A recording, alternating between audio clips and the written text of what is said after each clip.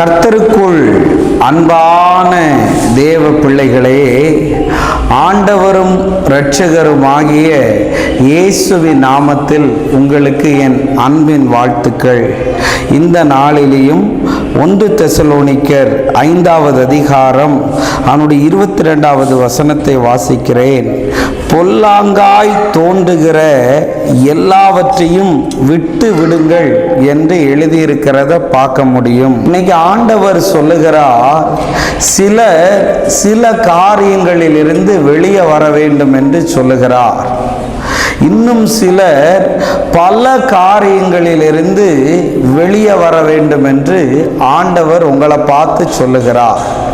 ஏன் பிரதர் அப்படி சொல்லுகிறீங்கன்னு என்னை பார்த்து கேட்டா, வேதம் சொல்லுகிறது, பொல்லாங்காய் தோன்றுகிற எல்லாவற்றையும் விட்டு விடுங்கள் என்று எழுதியிருக்கிறது.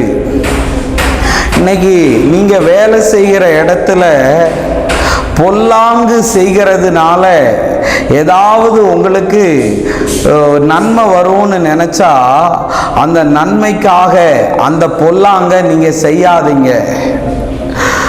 யாரையாவது போட்டு கொடுத்தா உங்களுக்கு ஒரு உயர்வு வரும்னா அந்த பொல்லாங்க விட்டு விடுங்க. யாரையாவது குறித்து செய்யாத தப்புக்கு செஞ்சேன்னு சொன்னா அதை விட்டு விடுங்க. பொல்லாங்காய் தோன்றுகிற அத்தனையையும் விட்டு விடணும். அன்னைக்கு யோசேப்பை பாருங்கள். ஒரு பொல்லாத பெண் பொல்லாங்கான காரியத்தை செய்ய முயற்சி செய்த போது யோசேப்பு விட்டுட்டு ஓடி விட்டா.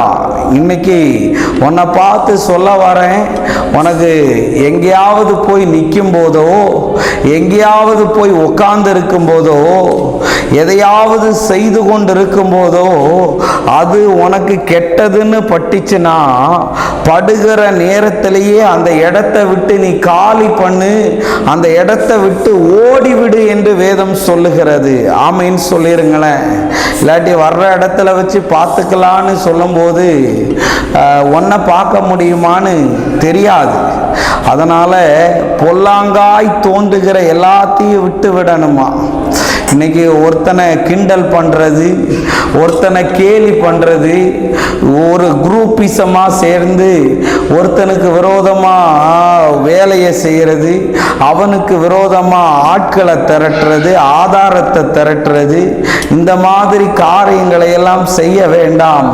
உன் கூட்டத்தில் 10 பேர் கெட்டவங்களாக இருந்தாலும் நீ அந்த தப்பை செய்யாத. உன் கூட்டத்தில் உள்ளவங்களெல்லாம் செய்கிறாங்க, அதனால் நீயும் செய்கிறேன்னு நினைக்காத. அவங்க கூட எல்லாம் ஆண்டவர் இல்லை, உன் கூட ஆண்டவர் இருக்கிறான்னு மறந்து விடாத. நீ வாங்குற ஒவ்வொரு காசுக்கும், நீ போகிற ஒவ்வொரு இடத்திற்கும், நீ செய்கிற ஒவ்வொரு வேலையிலையும் பொல்லாங்கு கண்டிப்பாக இருக்கும். அவைகளிலிருந்து நீ வெளியே வரணும்னு ஆண்டவர் எதிர்பார்க்கிறார். என்னையெல்லாம் நிறைய பேர் என்னதெல்லாம் சொல்லியிருக்காங்க தெரியுமா? வா, உனக்கு ஃபாரினுக்கு கூட்டிகிட்டு போகிறேன், வா, உனக்கு நான் சொல்கிறத நீ செஞ்சேன்னா உனக்கு நான் அந்த பொண்ணை கட்டி தாரேன், எவ்வளவோ வந்தது.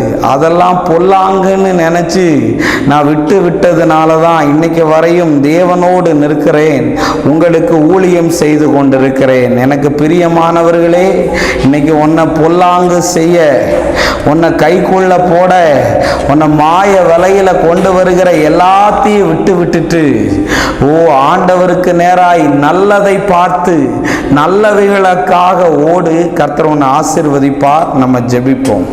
அன்பான ஆண்டவரே, இந்த நேரத்துக்காக நன்றி சொல்லுகிறேன். நீர் எங்களோடு பேசின நல்ல வார்த்தைகளுக்காய் நன்றி. பொல்லாங்காய் தோன்றுகிறதை விட்டுவிட கர்த்தர் எங்களுக்கு அனுகிரகம் பண்ணும். இயேசுவின் நாமத்தில் வேண்டுகிறேன் நல்ல பிதாவே. ஆமென், ஆமென், ஆமென். ஜீசஸ். God bless you. கர்த்தர் உங்களை ஆசீர்வதிப்பார்.